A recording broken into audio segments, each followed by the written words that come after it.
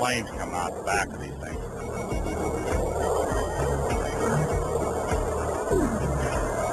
Ripped right around the back of me and shot right for those things.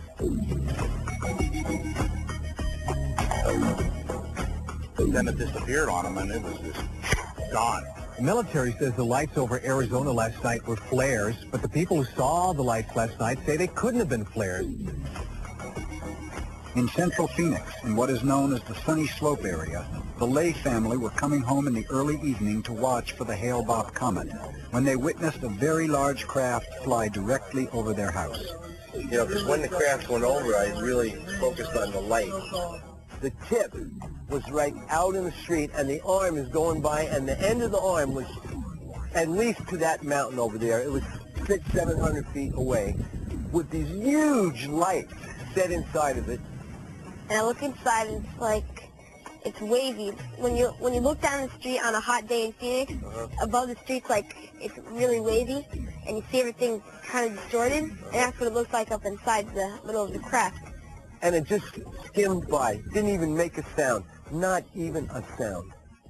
Further eyewitness testimony came from Stacy Rhodes and her daughter Emily, who both saw a giant craft fly over their car. It was gunmetal black. It wasn't shiny. It wasn't invisible. It was more of a dull, bluish black color.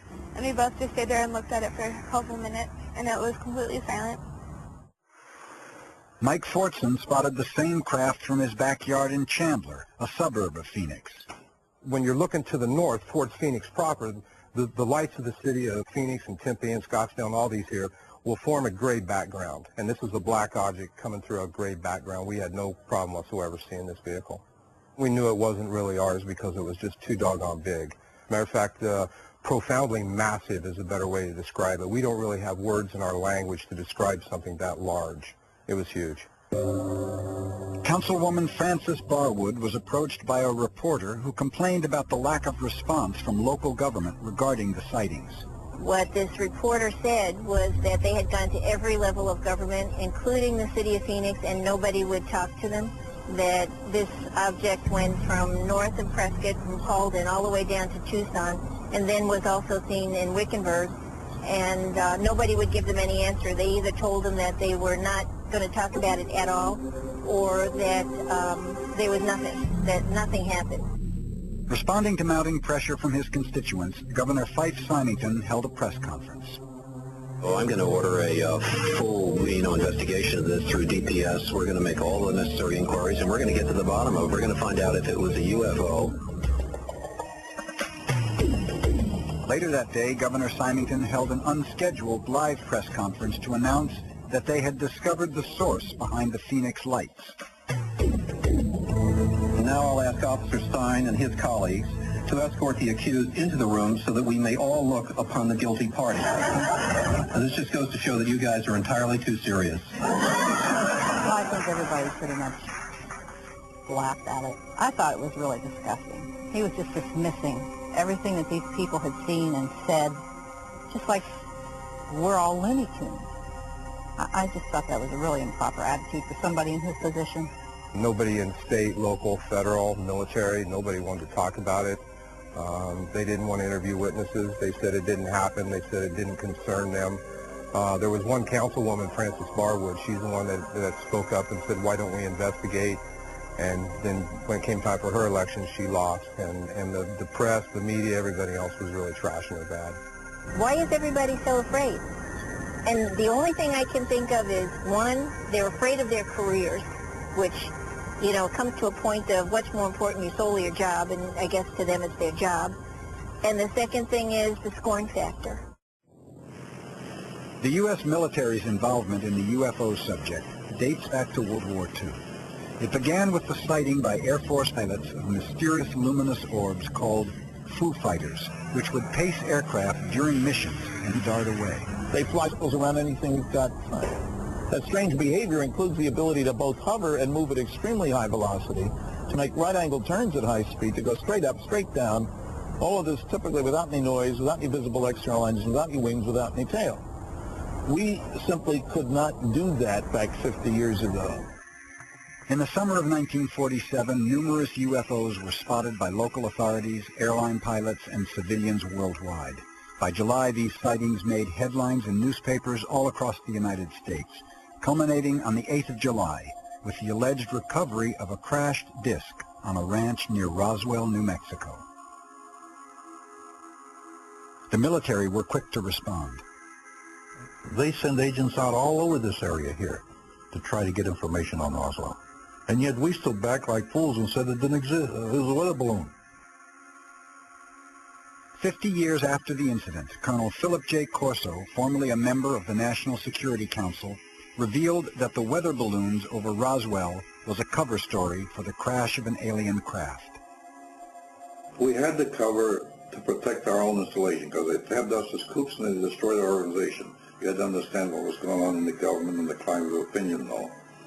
So, discretion better part of valor, we just kept it to ourselves. Only some certain people knew about it, head to head, brain to brain, no paper trail. Although the official position claimed that UFOs didn't exist, this secret memorandum written by General Nathan Twining suggests otherwise. The consensus expressed by the Air Materiel Command was that the phenomenon reported is something real and not visionary or fictitious. The memo continues. There are objects probably approximating the shape of a disk of such appreciable size as to appear to be as large as a man-made aircraft. In this chaotic climate, and in an effort to reorganize the U.S. military, President Truman passed the National Security Act. This act built the framework for America's modern national security structure. Among other things, the act established the National Security Council and the CIA. The National Security Act of 1947 allowed for the creation of a state within a state. Author of UFOs and the National Security State, Richard Dolan, asserts that the signing of the National Security Act created an intelligence infrastructure capable of maintaining a very high level of secrecy. One with an enormous amount of power, an enormous amount of wealth, an enormous amount of secrecy, and latitude of action. The level of secrecy imposed by the U.S. government on the UFO issue is revealed in this top-secret memorandum. It was written in 1950 by electronics engineer Wilbert Smith, a high-ranking official in the Canadian Department of Transport. After a meeting with a top government scientist employed by the Pentagon, Smith was informed that flying saucers exist, and more significantly, the matter is the most highly classified subject in the United States government, rating higher even than the H-bomb.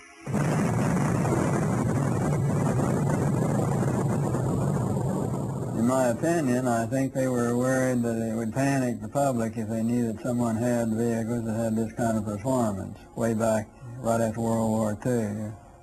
On a clear night in February of 1951, Lieutenant Grant Bethune sat at the controls of a U.S. Navy transport plane en route from Iceland to America. The flight was routine until Bethune spotted a strange group of lights below his aircraft. And we were at 10,000 feet, and this was about 15 miles away. It came up to us like that, just about that fast. And of course, I disengaged the autopilot to put the nose over. I thought we'd be able to go under this thing and not collide with it. And when I did, it staring me in the face, and you couldn't see anything out the cockpit. We could tell it was a monster about 300 feet in diameter. As it drifted out to our right, we could see the dome. According to Lieutenant Bethune, the object remained in this position for about a minute. It then accelerated rapidly and disappeared above the horizon. Upon landing at an air base in Newfoundland, he was briefed and interrogated by several officers from Naval Intelligence.